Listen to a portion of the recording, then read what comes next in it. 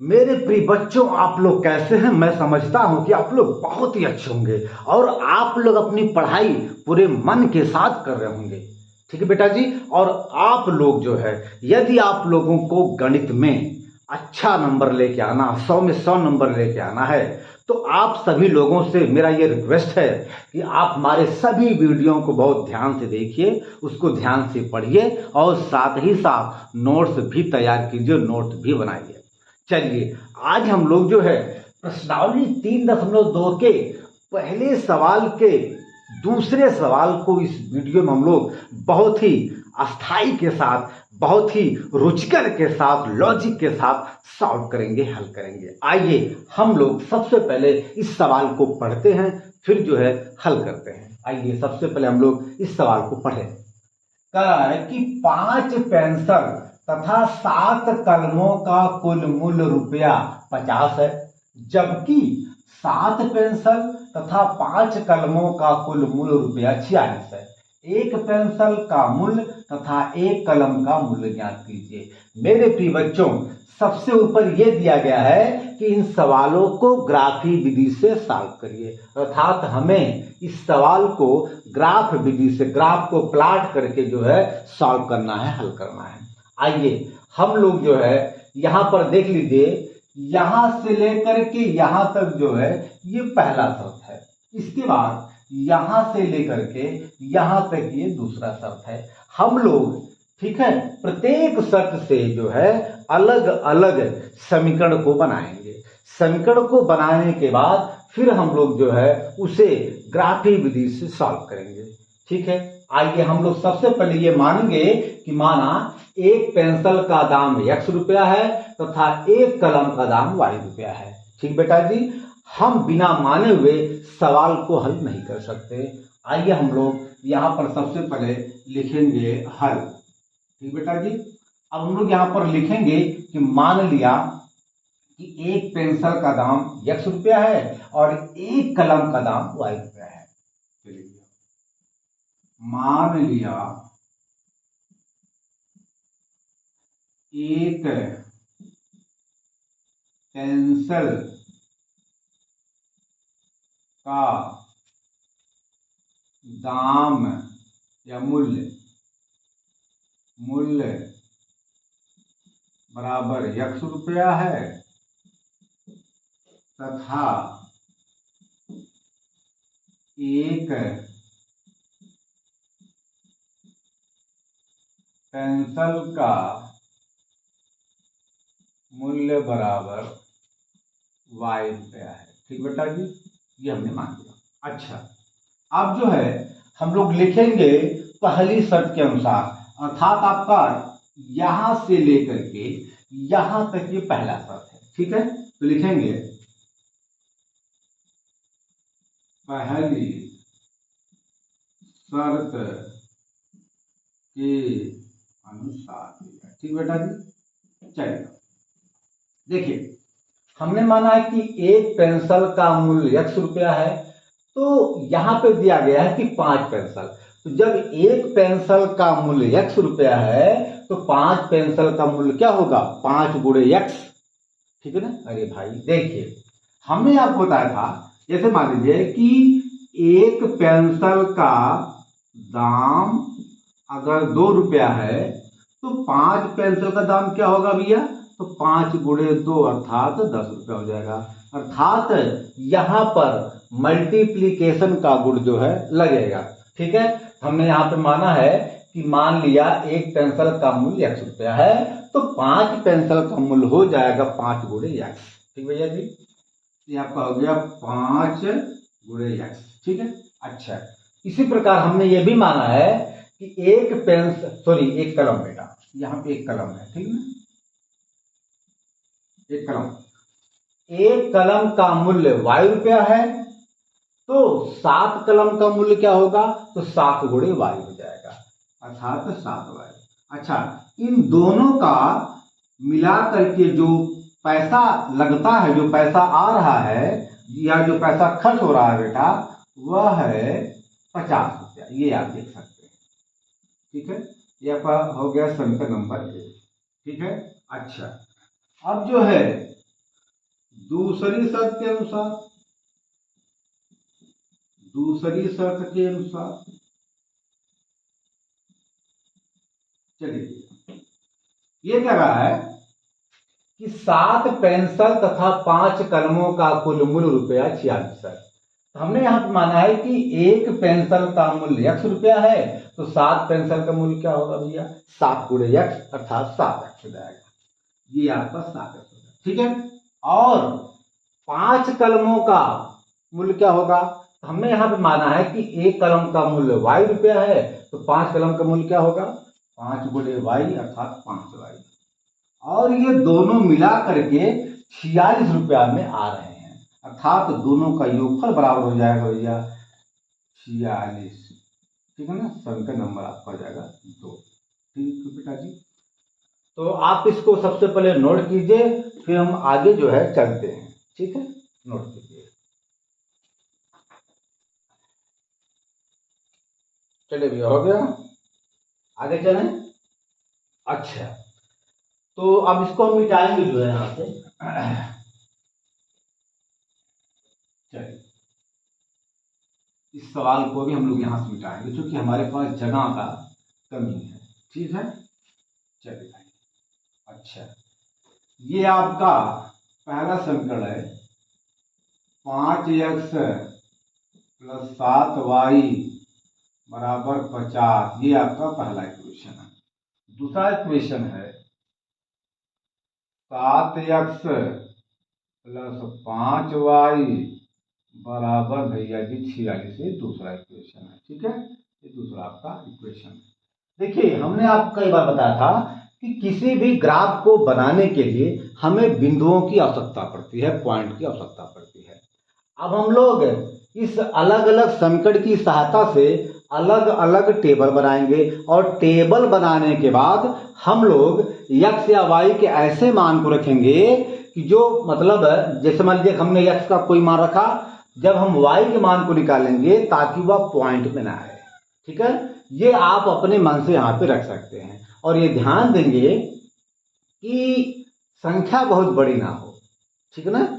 तो अब हम लोग जो है इन अलग अलग समीकरण की सहायता से अलग अलग टेबल बनाएंगे, और फिर अलग अलग पॉइंट्स को निकालेंगे। जब हमें पॉइंट्स का पता चल जाएगा तो हम लोग उसी पॉइंट की सहायता से ग्राफ को प्लॉट कर सकते हैं। आइए भैया हम लोग यहाँ पर सबसे पहले टेबल बनाएंगे, सारणी बनाएंगे। चलिए तो यहाँ पर देखा जाए, ये आपका सारणी है, ठीक है, ये आपका सारणी, ये आपका x है, ये y है, ठीक है। अब देखिए, अब हम इस समीकरण में x या y के ऐसे मान को रखेंगे ताकि x या y का मान जो है वह दशमलव में ना आए, नहीं तो बड़ी समस्या होती है ग्राफ को प्लॉट करने में, ठीक है ना। तो हम लोग ऐसे मान को रखेंगे ताकि जो है चाहे x हो चाहे y हो, उसकी जो उसका मान आए वह पॉइंट में ना आए। चलिए हम लोग यहाँ पर जो है, ठीक है, y देखिए, अगर हम y का मान 0 मान लें तो यह 0 हो जाएगा, और ये 50 5 से कट जाएगा, ठीक है ना। अब हम लोग जो है यहाँ पर y बराबर 0 को रखेंगे, और y बराबर 0 को रखने के बाद हम लोग यहाँ से x के मान को निकालेंगे। आइए भैया देखा जाए, ये आपका 5x धन 7y बराबर 50 है। चलिए भैया 5x धन लिया, 7 गुणे y के स्थान पे 0 है, बराबर आपका हो जाएगा 50। तो 5x बराबर आपका हो जाएगा भैया 50, तो x बराबर आपका आ जाएगा, ये 5 गुणे में है, जब ये 5 बराबर के दाएं तरफ जाएगा तो यह गुणे से बटे में हो जाएगा भैया, ये आपका आ जाएगा 50, 5 5 कम 5 15 50, मतलब जो है x का मान 10 आएगा। देखिए ये x का मान जो है पॉइंट में नहीं आया है, ठीक है, ये कंप्लीट नंबर में आया है। चलिए अब हम लोग जो है इस प्रकार जो है हम लोग यहाँ पर x बराबर 3 को रखेंगे, ये अर्थात x के स्थान पे हम लोग 3 को रख करके जब सॉल्व करेंगे तो हमें y का मान प्राप्त होगा। चलिए भैया, तो यहाँ पर आपका समीकरण है 5x प्लस 7y बराबर 50 है। तो 5 गुणे x के स्थान पे लिखेंगे भैया 3 प्लस आपका 7y हो जाएगा बराबर 50 आ जाएगा, 5 यहाँ 15 हो जाएगा, प्लस 7y बराबर भैया जी 50, तो 7y बराबर 50। अब चलिए भैया, अब हम लोग जो है 50 में से 15 को घटाएंगे, तो देखिए ये 15 प्लस है, मतलब यहाँ पर 15 का चिन्ह प्लस है। जब ये 15 बराबर के दाएं तरफ जाएगा तो इसका चिन्ह प्लस से माइनस हो जाएगा, बदल जाएगा। ये आपका हो जाएगा -15, तो 10 में से 5 जाए 5, यहाँ बचा आपका 4, 4 में से 1 जाए 3, अर्थात 7y बराबर 35। ठीक है ना, तो y बराबर आपका हो जाएगा 35। ये 7 गुणे में है, जब ये 7 बराबर के दाएं तरफ जाएगा तो यह गुणे से बटे में हो जाएगा, बटे आपका हो जाएगा 7, 7 कम 7, 7 पचे 35, y का मान आ गया 5। ये आप आ गया। ठीक है ना, हम लोग इसी प्रकार जो है यहां भी इस समीकरण की सहायता से टेबल को बनाएंगे। तो आप पहले इसको नोट कर लीजिए, फिर हम आगे चलते हैं। चलिए भैया, इसको मिटा दें। चलिए, अच्छा, चलिए अब हम लोग यहां भी x या y के ऐसे मान को लिखेंगे, ठीक है, ताकि x और y का मान कंप्लीट नंबर में पूर्ण संख्या के रूप में आए, अर्थात दशमलव के रूप में ना प्राप्त हो। ठीक है, और वह आप लोग अपने मन से रख सकते हैं अपनी सुविधा के अनुसार। चलिए, तो हमने यहाँ पे एक टेबल बनाया है, ये मान लीजिए आपका टेबल बन गया, सारणी बन गई। ये आपका जो ऐसे है, ये x है, ये आपका y है। देखिए, अगर हम y का मान -2 रख दें, ये आपका हो जाएगा माइनस, और ये यहां पे जाकर के जुड़ जाएगा। भाई जब ये संख्या माइनस में आ जाएगी तो जब ये बराबर के दाएं तरफ जाएगा तो ये जो है ये माइनस से यहाँ पे प्लस हो जाएगा, अर्थात ये संख्या यहाँ पे जुड़ जाएगी, और फिर आपका हो जाएगा 56, और 56 जो है 7 से कट जाएगा। इसलिए हम लोग यहाँ पर, ठीक है ना, मतलब संख्या दशमलव में ना आए, संख्या पूर्ण संख्या के रूप में आए। अब हम लोग इसके लिए यहाँ पर y बराबर -2 को लिखेंगे, रखेंगे। चलिए, तो आपका हो गया 7x प्लस 5y बराबर आपका हो गया 46। 7x प्लस करेंगे भैया 5 गुणे y का मान है -2 बराबर लिखेंगे 46। आपका हो जाएगा 7x। देखिए, 2 का चिन्ह माइनस, 5 का चिन्ह प्लस। जब हम लोग माइनस का गुणा करेंगे प्लस में तो आ जाएगा भैया जी माइनस, और 5 गुना 10 आपका आ जाएगा। ये बराबर आपका आ जाएगा 46। 7x बराबर ये आपका है 46, ये -10 है। जब ये -10 बराबर के दाएं तरफ जाएगा तो ये माइनस से प्लस हो जाएगा, ये आपका हो जाएगा 10। ये आपका भैया आ गया 56, 7x बराबर 56, तो x बराबर आपका आ जाएगा 56। ये 7 गुणे में है, जब ये बराबर के दाएं तरफ जाएगा तो यह गुणे से बटे में जाएगा। 7 कम 7, 7 8 56, आपका आ गया x का मान 8। ठीक है बेटा जी, अच्छा।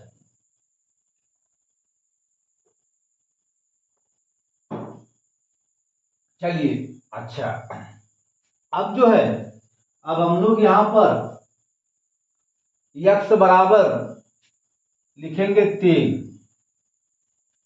ठीक है ना, क्यों? क्योंकि अगर हम लोग यहाँ पे x का मान 3 रखते हैं तो 7 3 21 हो जाएगा।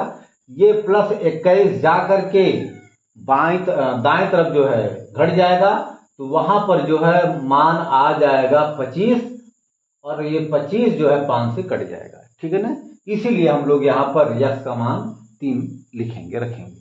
चलिए, आपका ये समीकरण है 7x प्लस 5y बराबर 46 है। हमने माना है कि x बराबर 3, तो हो जाएगा 7 गुणे 3, चूंकि यहाँ पे x का मान क्या हमने माना है, 3 माना है, तो यहाँ पे x के स्थान पे 3 हो जाएगा। प्लस 5y बराबर आपका आ जाएगा 46। 7 त्रिक 21 प्लस 5y बराबर 46। तो 5y बराबर, देखिए यहाँ पे 46 है, ये प्लस 21 है। जब ये प्लस 21 के जब ये प्लस 21 बराबर के दाएं तरफ जाएगा तो यह प्लस से माइनस हो जाएगा, ठीक है ना। ये भैया चूंकि पक्षांतर का नियम है, ये आपका हो जाएगा -21। तो 6 में से 1 जाए 5 और 4 में से 2 जाए 2, ये आपका आ गया 25। तो भैया जी y बराबर क्या हो जाएगा, यहाँ पर 5 गुणे में है, जब ये 5 बराबर के दाएं तरफ जाएगा तो यह गुणे से बटे में हो जाएगा, अर्थात 25 बटे आपका हो जाएगा 5। 5 कम 5 5 25, y का मान आ गया 5, ठीक है ना। ये आपका 5 आ गया। अब हम यहाँ पर पॉइंट को लिखेंगे, तो आप इसको पहले नोट कीजिए, फिर इसको हम मिटा देते हैं। भैया जो हो गया इसको मिटा दें, हो गया, ओके। चलिए हमने इसको यहाँ से मिटा दिया है। बहुत सिंपल सवाल है, कोई दिक्कत की बात नहीं बेटा जी। चलिए अब देखिए, मैंने आपको बताया था कि पॉइंट्स अर्थात बिंदुओं को लिखते समय हम लोग सबसे पहले x के मान को लिखते हैं और फिर y के मान को लिखते हैं, ठीक है। अर्थात x आपका भुज होता है, ये x का मतलब होता है भुज, अर्थात x को हम लोग जो है भुज कहते हैं और y को कोट कहते हैं। और बिंदु को लिखते समय हमने आपको कई बार बताया था कि हम लोग सबसे पहले भुज को लिखते हैं और फिर कोट को लिखते हैं, ठीक है। अर्थात हम लोग सबसे पहले x के मान को लिखते हैं, फिर y के मान को लिखते हैं। तो भैया लिखा जाए, तो यहाँ पर आपका आ जाएगा 8 कामा आपका, यहाँ लिख दीजिए 8 कामा आपका -2 हो गया। इसी प्रकार आपका दूसरा पॉइंट हो जाएगा 3 और कामा 5, ठीक है ना। आइए हम लोग ठीक जो है इसी प्रकार हम लोग यहाँ भी पॉइंट मतलब बिंदु को लिखते हैं। आइए लिखा जाए,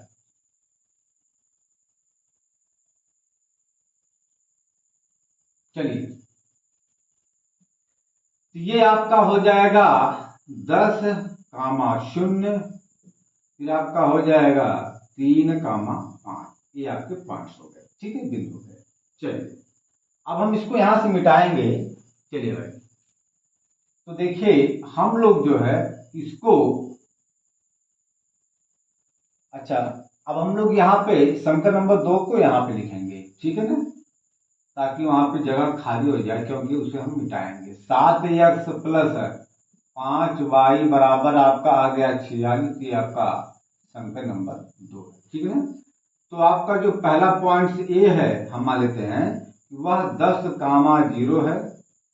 बी पॉइंट आपका है 3 कामा 5 और आपका सी पॉइंट्स है 8 कामा -2 और आपका डी पॉइंट्स है 3 कामा 5, ये आपके पॉइंट है। अब हम लोग इन्हीं पॉइंट की सहायता से ग्राफ को प्लॉट करेंगे। चलिए ग्राफ को प्लॉट किया जाए, इसको हम यहाँ से मिटाएंगे। देखिए चूंकि हमारे पास ग्राफ नहीं है तो हम लोग जो है यहाँ पर इसी व्हाइट बोर्ड पर ग्राफ को प्लॉट करने का प्रयास करेंगे। चलिए प्लॉट किया जाए। ये आपका मान लीजिए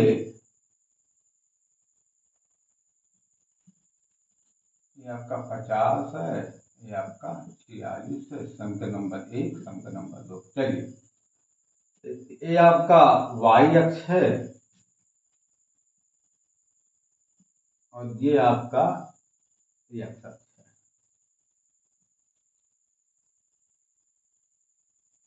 ठीक है। चलिए अच्छा, ये आपका x डैश है, ये आपका y डैश, ठीक है। अच्छा चलिए ये आपका y डैश, ठीक है, ये भी आपका y डैश। अच्छा x अक्ष और y अक्ष आपस में जहां पे काटते हैं उसे हम लोग मूल बिंदु कहते हैं, और मूल बिंदु को लिखते हैं 0 0 से। हम लोग यहाँ पर इसको लिख सकते हैं 0 कामा 0, ठीक है, कोई दिक्कत की बात नहीं। चलिए अच्छा, मूल बिंदु के आगे देखिए x अक्ष को हम लोग भुज कहते हैं और y अक्ष को कोड कहते हैं, ये मैंने आपको कई बार बताया है। अच्छा जब हम लोग मूल बिंदु से x अक्ष पर जब आगे जाते हैं ये दूरी धनात्मक होती है, पॉजिटिव होती है, ठीक है ना। तो भैया हम लोग इसको मान सकते हैं एक बड़ा खाना बराबर एक, ठीक है ना, मान लीजिए ये हमने यहाँ पे मान लिया और छोटा कर दें।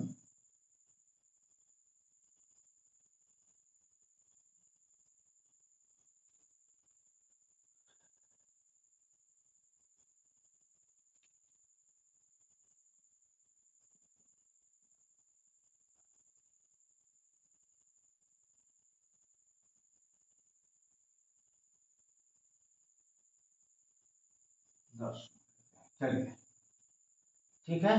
इसी प्रकार यहाँ भी इसको हम लोग ऐसे मानेंगे।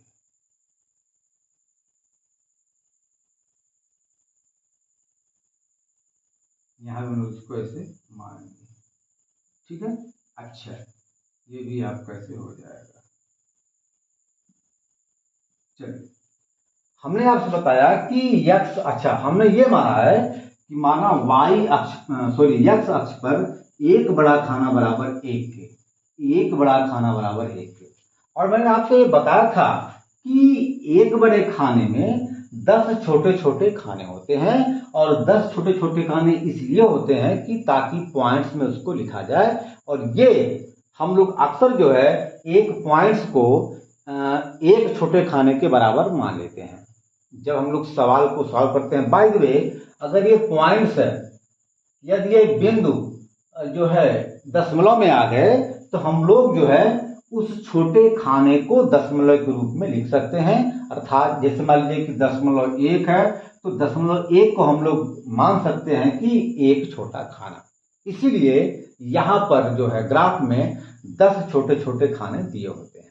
आप वहां पे देख सकते हैं, कोई ग्राफ की कॉपी ले करके आप वहां पे इस चीज को देख सकते हैं, ठीक है ना। चलिए, अच्छा तो हम लोग इसको लिख सकते हैं +1 यानी +2 +3 प्लस आपका 4, ये +5 +6 +7 +8 +9 +10। ओके बेटा जी। इसी प्रकार जब हम लोग कोट पर अर्थात वाई अक्ष पर जब हम लोग जो है, ठीक है, ऊपर जाते हैं तो इस वाई अक्ष पर ऊपर जाने पर, मूल बिंदु से ऊपर जाने पर सभी दूरियां पॉजिटिव होती है, धनात्मक होती है।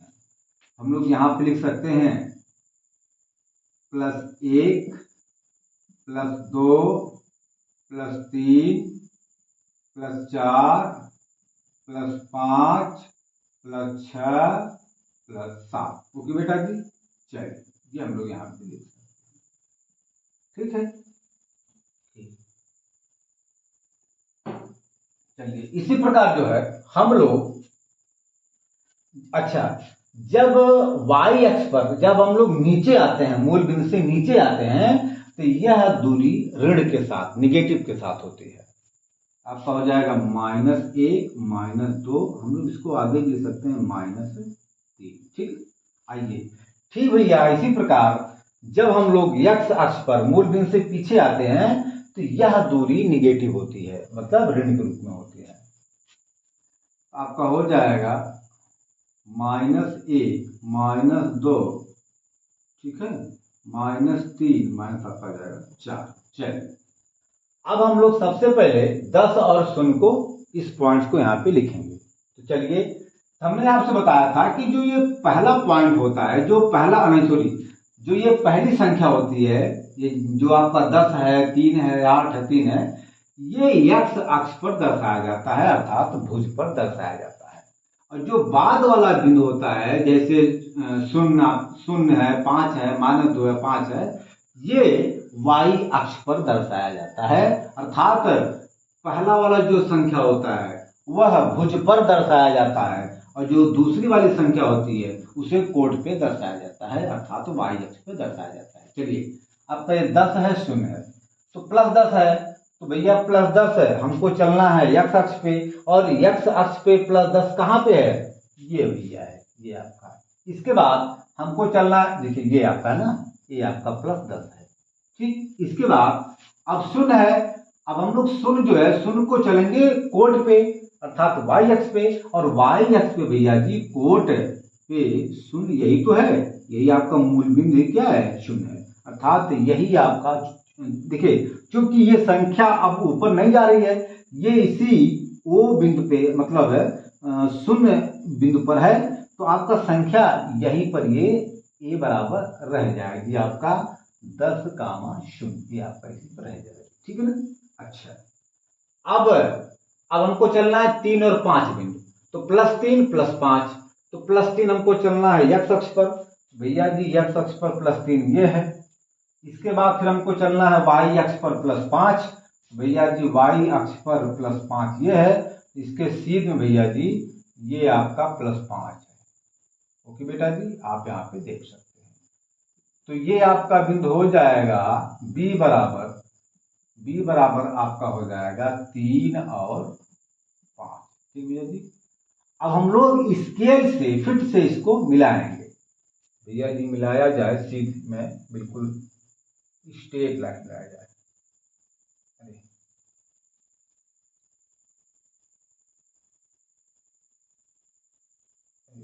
गलत हो गया,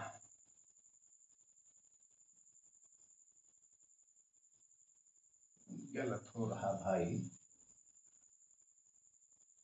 ये आपका ये ठीक है ना।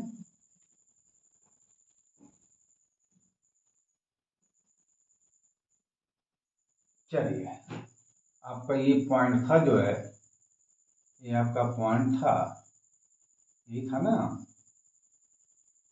चलिए अब हम लोग इसको यहाँ से मिलाएंगे,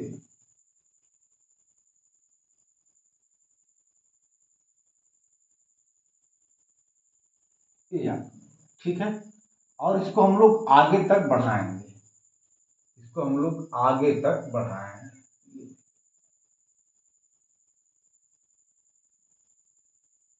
ये आपका ठीक है, ये आपका हो गया। चलिए, और ये आपका समीकरण है पहला वाला, ये आपका 5x + 7y बराबर 50, ठीक है ना। अब हम लोग जो है चलेंगे पॉइंट डी, तो पॉइंट डी जो है यह +3 है +5 है, तो +3 हम लोग चलेंगे x अक्ष पर, +5 चलेंगे y अक्ष पर। तो देखिए x अक्ष पर +3 ये है ना। अच्छा, और +5 y अक्ष पर कहाँ है, ये है। और इसकी सीध में भैया जी ये यही आपका आ जाएगा, यही पॉइंट आपका डी भी हो जाएगा। अर्थात पॉइंट ए और पॉइंट डी ये सेम है, ठीक है ना। तो ये आपका आ जाएगा 3 और 5। अब हम लोग स्केल से इस डी और सी को मिलाएंगे, तो भैया जी हमने इसको यहां से मिला दिया, ठीक है। इसको हम लोग आगे तक खींचेंगे, यही आपका जो पॉइंट्स है। अच्छा, इसी बिंदु पर ये दोनों रेखाएं आपस में काट रही हैं, तो यही बिंदु जो है इस समीकरण का हल हो जाएगा, ठीक है ना। तो यह आपका समीकरण है 7x + 5y बराबर 46। चलिए, अब हम इस बिंदु से यहाँ पे ऐसे लंब खींचेंगे, ये बिंदु 3 पर जा करके गिरेगा, और जब इस बिंदु से y अक्ष पर जब हम लोग लंब को खींचेंगे तो ये 5 पे +5 पे जा करके गिरेगा। तो चूंकि यह रेखा इस 3 पर आकर के गिर रही है, तो x बराबर आ जाएगा 3, और यह रेखा इस 5 पर आकर के गिर रही है, तो y का मान आ जाएगा भैया +3, यानी +5 आ जाएगा। तो यही इसका हल हो गया, ठीक है ना। मैं समझता हूं कि यह सवाल आपको बहुत ही अच्छे से समझ में आया होगा। अब हम अगले सवाल को अगले वीडियो में सॉल्व करेंगे। धन्यवाद।